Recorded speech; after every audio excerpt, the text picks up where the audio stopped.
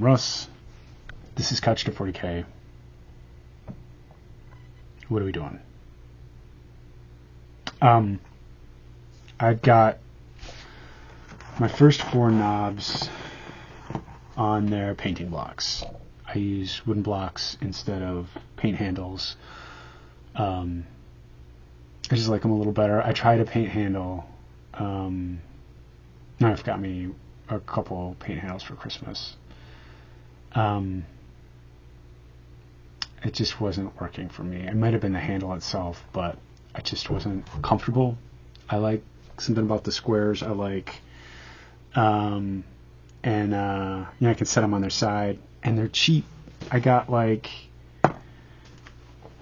may have enough to put all of the knobs on blocks, which there's maybe 12 of them or something like that, at once. For the cost, probably less than the cost of a paint handle. Definitely less than the cost of a Games Workshop paint handle. Actually, I don't know if that's true. I haven't priced them out. But, they're cheap. So, I got them on the blocks, and I'm trying to think about what color do I want to make these guys? What's the paint scheme? This has been a real hard one. So, usually my process is to I get started and I have an idea about what I want to go, or maybe I've got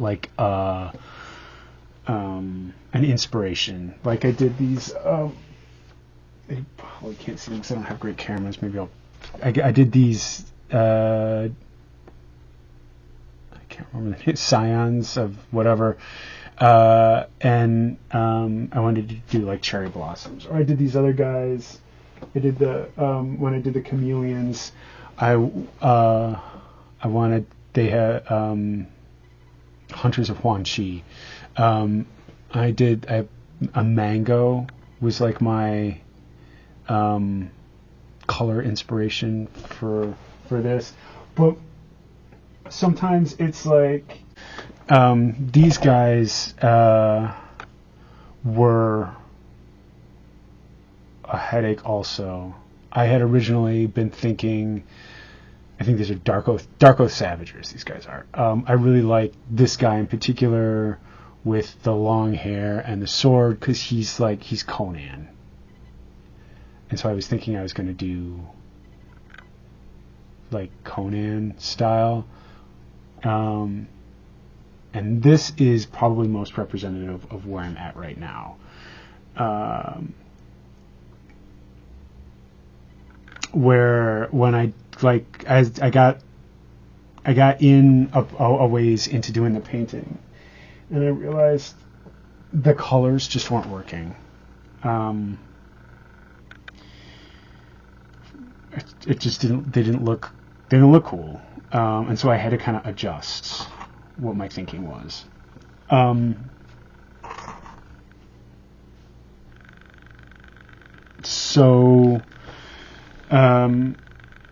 That's kind of where I'm at with these guys. So part of the color question is, in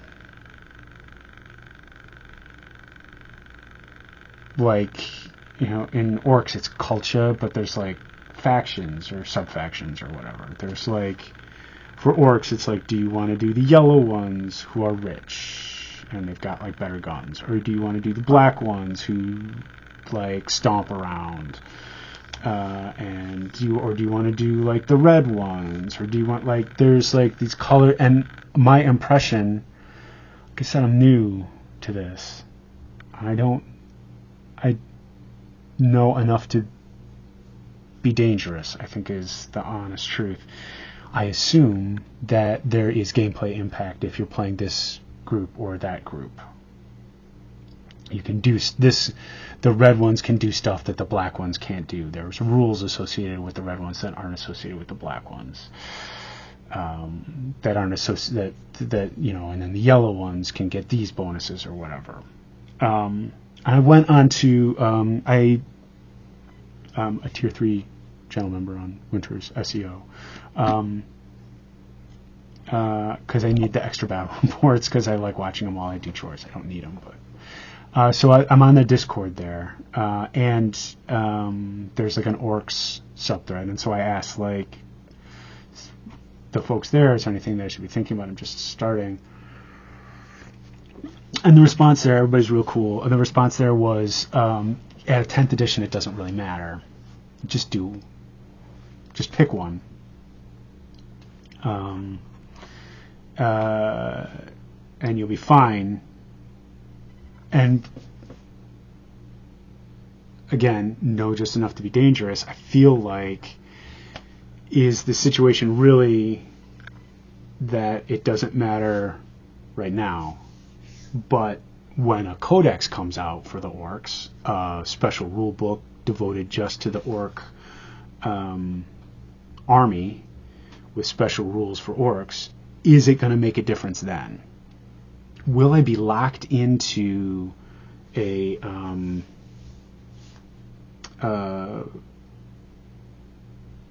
set of rules for playing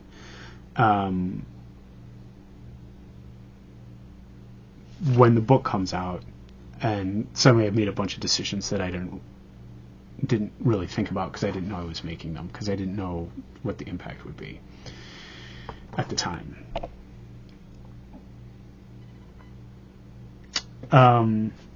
The unknowable future. That's like part of the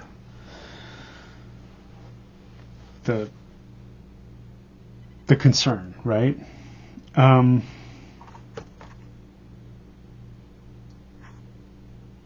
So, the other thing too, and I think this is the more important factor, is whatever color scheme I decide on, like I'm going to be doing that for a while. Like that's what these guys are going to look like. I'm going to be painting a lot of black if I decide to do the Goths, which are the black ones. I was thinking about doing the black ones, the Goths. But I don't know. I kind of want to do my own kind of thing a little bit. But then that means coming up with some kind of a color scheme that doesn't look like Christmas. And it doesn't look too much like the Hulk, because I like one of these test models. I did purple pants. I went, oh, that looks good. And then I went, oh, that's why it looks good.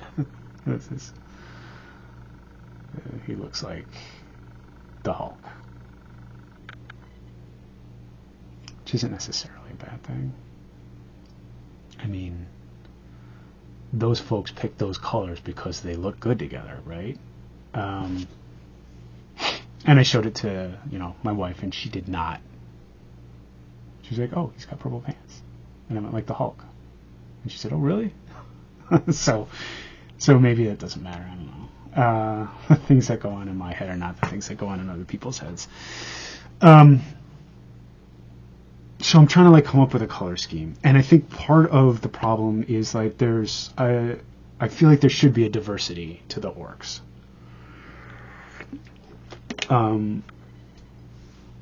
It's like a bunch of dudes who get together. They're like they're like a mosh pit, right? It should be like a little bit like, I don't see. I have a hard time seeing orcs as being like, here, you put on the uniform. That doesn't seem very orky to me. It does seem kind of orky to be like, this is what we got lying around, let's put it on. Honestly, I'd love to see more orcs that have if I had Space Marine bits, it might be cool to put a Space Marine shoulder pad on an orc, or Eldar, whatever. I could see them picking up stuff that other people, they could squish some guy and then take a piece of his kit and carry on. I don't have any bits though.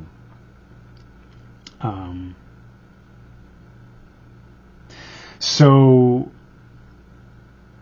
there's this diversity, and I don't think that they should all wear a uniform. They're not a sports team.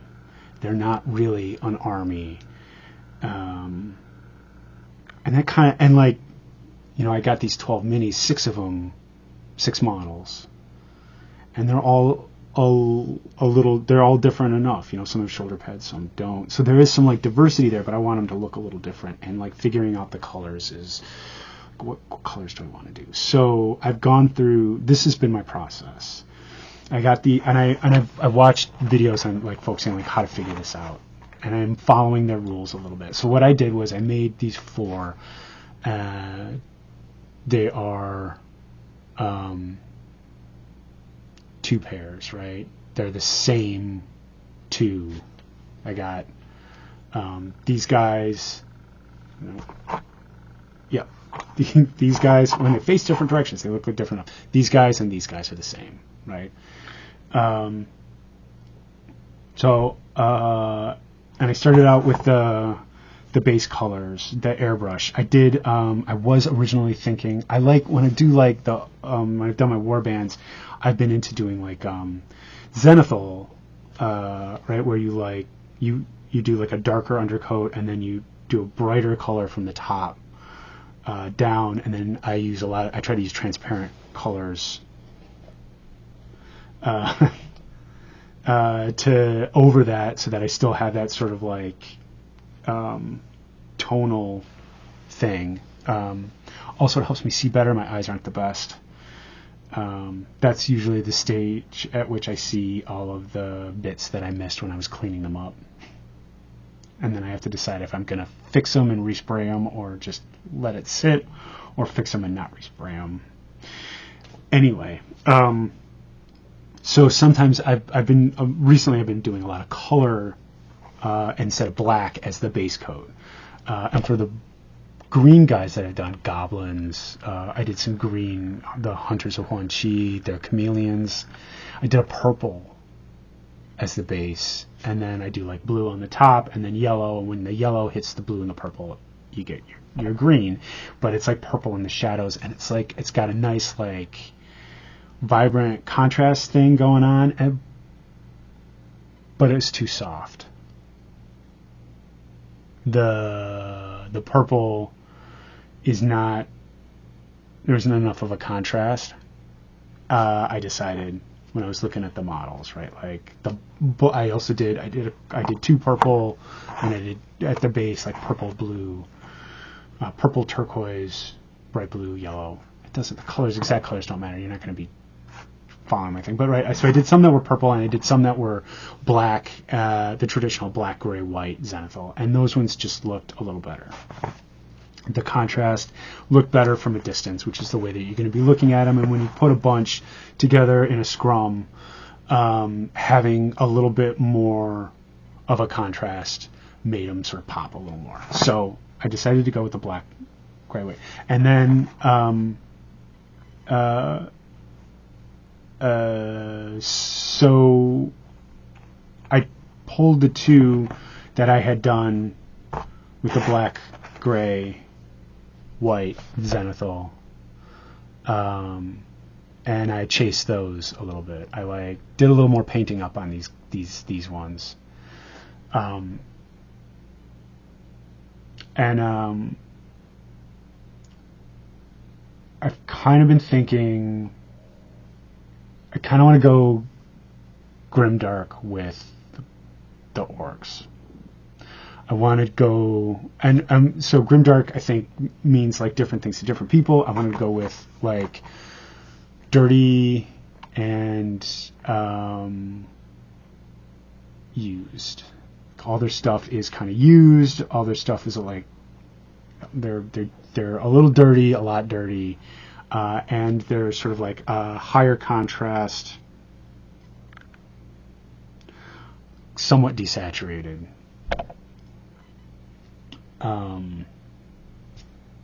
I'd like to make like, because it's part of like what appeals about the 40K universe is this sort of like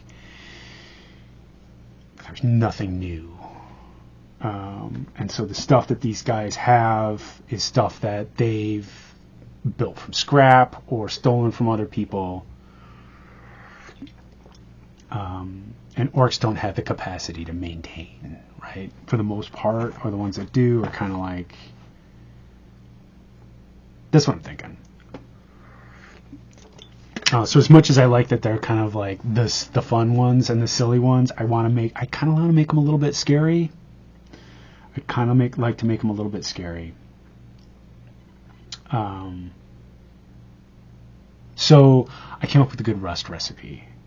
The first thing I did was I put some rust down on these two, and I did like the AK rust streaks on one. I actually have more than two, because I did rust streaks on one, and I did a Vallejo. I like Vallejo's paints a lot. I mostly use Vallejo, and I use a lot of this Liquitex acrylic gouache. I like the transparency and the consistency and the colors and stuff. I really like these. Marco Frazzoni, Not Just Mecha, did some stuff with acrylic gouache like a long time ago, and I was like, well, that's interesting. Maybe I'll get one of those. And so I grabbed a couple of those paints. I still have a couple of those bottles, and I really like the way that they mix and the way that they go on and stuff like that. And the price is pretty good for the amount of paint that you get. So I used the Vallejo game effects, and then I got this Liquitex red oxide ink a while ago. I thought, red oxide, that is kind of a cool rusty color.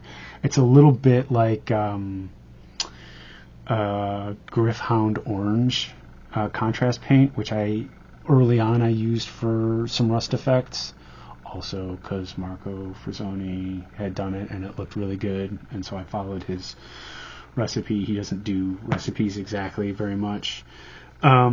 That one he did a recipe for, and I kind of like it. So anyway, I picked this up. I was thinking that might make a good rust. So what did I do? I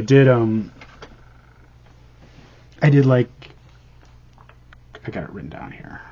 I'll tell you. I did 2 drops of this red oxide, and I did a drop of burnt umber, which is like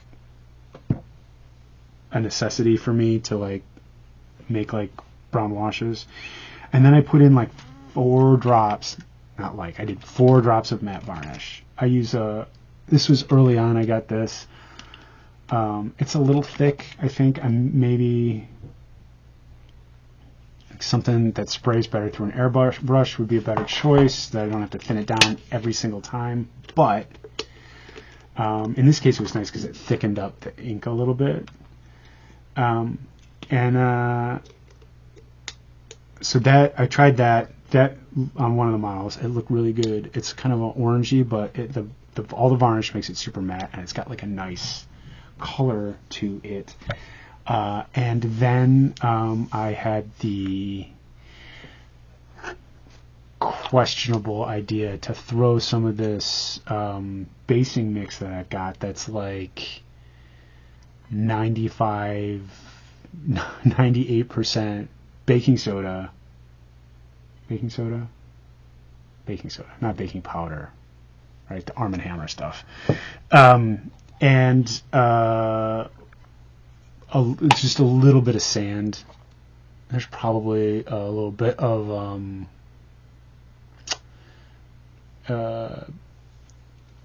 grass in here too, a little bit of the turf powder.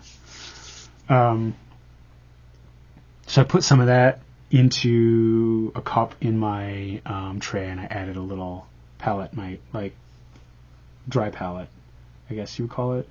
And then I added some of the rust mix to it, and man, it just made for a really, really nice, it's matte, it's got gunk. I really like it. I think I'm really happy with that look.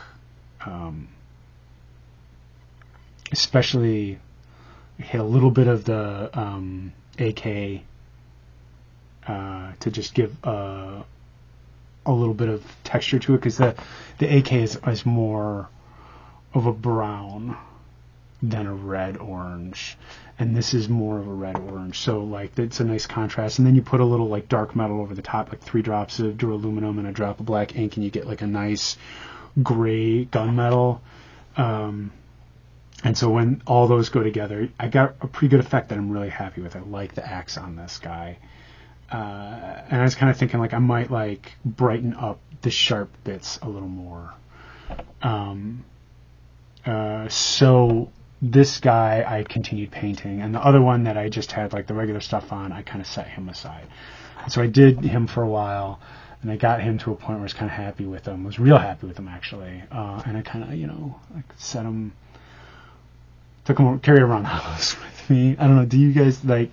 I was doing the dishes, put them up on the shelf.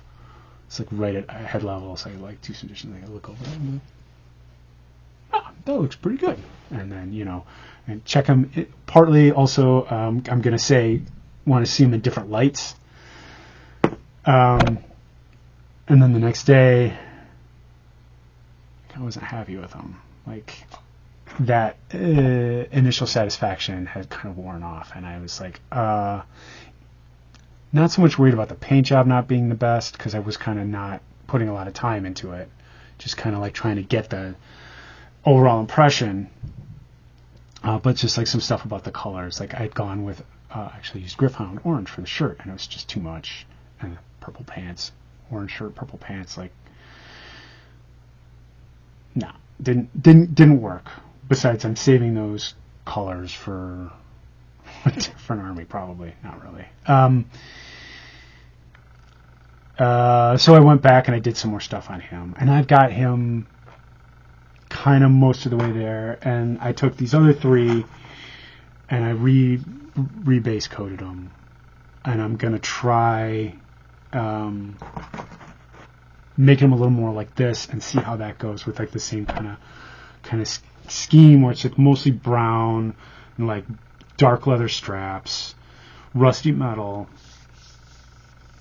I got to be careful about using this though with the rusty metal, because if I use it, I'm kind of committed, right? Like I just airbrush over this guy, that texture is still going to be there. I could strip them, but I try not to do that. So that's the plan. I'm gonna. And the other thing that I did too, which is something that I don't often do, is I actually was brave, because it's a test model. I felt a little more brave. I did some airbrushing after the paint, and I'm gonna do an oils on this too, just to see. I'm hit or miss with oil washes. Sometimes I feel it really enhances, and sometimes it really doesn't. I know folks say oil washes is like the grimdark in a tube.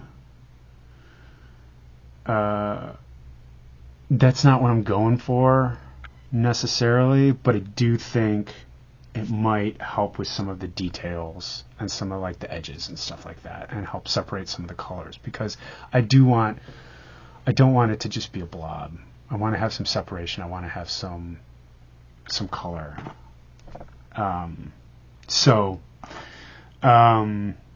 But yeah, I did some spray, and when I sprayed after, I did like a little bit of magenta in the shadows, because that's what I was doing on the bases. And I did like when I did the yellow over the top of these guys to get them to turn the blue green, I did a little yellow over the top of this guy. And I wasn't real happy with the color of the shirt and stuff before, but the airbrush really did like bring a lot of it together in a way that I am happy with now and will be unhappy with tomorrow morning when I look at the model, because I am an average painter, I think. I sometimes really like what I do, and frequently this is the cycle is get really excited about the paint and then